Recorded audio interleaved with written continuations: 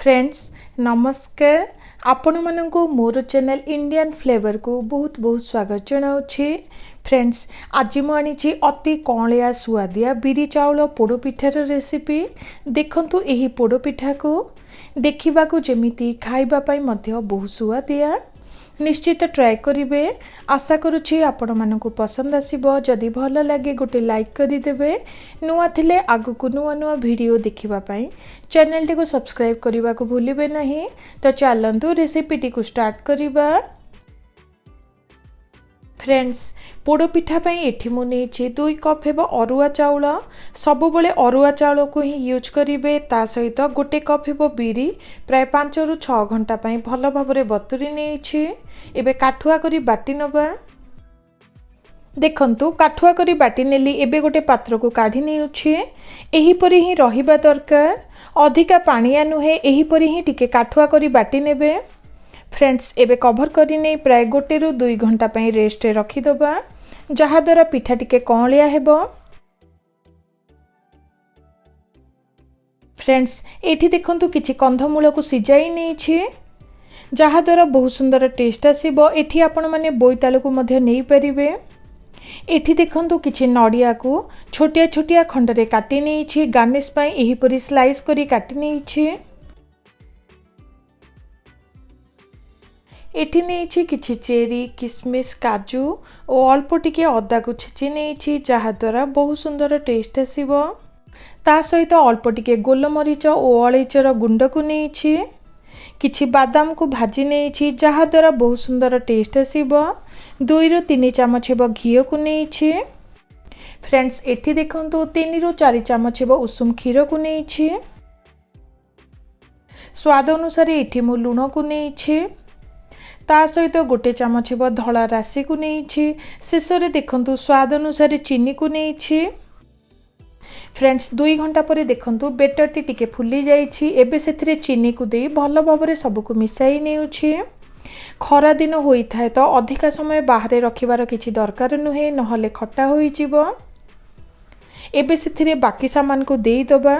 प्रथमे सेथिरे कंधमूल को देउछि।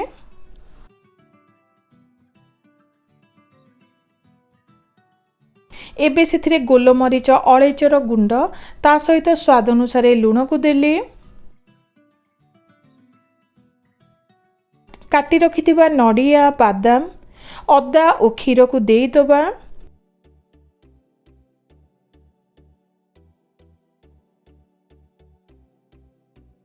फ्रेंड्स ता सहित गोटे चमच हेबो घी को देउछि जहा द्वारा बहुत सुंदर बास्ना सहित टेस्ट मध्य आसी थाए। एबे भल भाबरे हाथ रे एही पुरी चकटी मिसाई नबा। फ्रेंड्स एही पुरी पिठा को बनांतु बहुत सुंदर प्रस्तुत हेबो। देखंतु भल भाबरे सब को मिसाई नेली। पिठा करिबा पई एठी मु गोटे केक टिन को नेछि। एठी आपण माने तसला किंबा कड़ाई मध्य यूज करि परिबे। अल्प केतोटी शाल पत्र को नेछि जहा द्वारा बहुत सुंदर बास्ना आसी थाए और पिठा सहजरे बाहरी थाए। शाल पत्र को देला परे अल्प टिके घी को हल्का टिके लगाई नबा।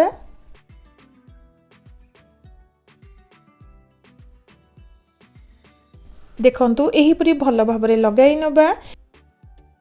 घी को भल भाबरे लगाई नेछि। एबे सेथिरे बेटर को देई दबा। फ्रेंड्स बेटर को देला परे ऊपरे एही परी नडिया को सजाई नेउछि। ता सहित बादाम काजू किसमिस और चेरी को देई दबा। आपण माने आपण मानक हिसाब रे जे कोनोसी ड्राई फ्रूट्स को देई सजाई परिबे। शेष रे सेथिरे अल्प टिके राशि और गोटे चमच हेबो घी को देउछि।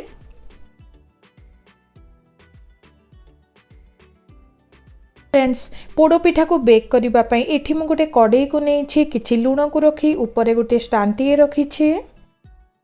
देखंतु लीड रे गोटे होल थिला तो ताको कवर करि नेछि जहा द्वारा भल भाबरे बेक होई परिबो। एबे 5 मिनिट पई गरम करि नबा।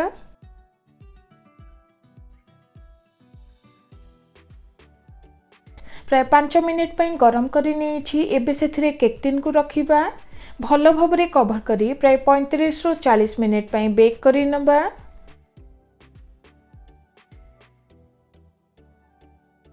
प्राय 30 मिनिट पर चेक करुछि देखंतु हल्का टिके नरम लागुछि पुणी थरे 5 रु 10 मिनिट पई बेक करि नबा।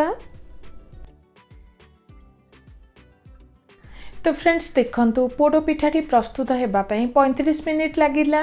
केक टिन को ठंडा करि नेछि छुरी साहाय्य साइड पार्ट सबको एही परी काढी नबा जहा द्वारा अति सहजरे पोड़ पिठाटी बाहरी जीवो।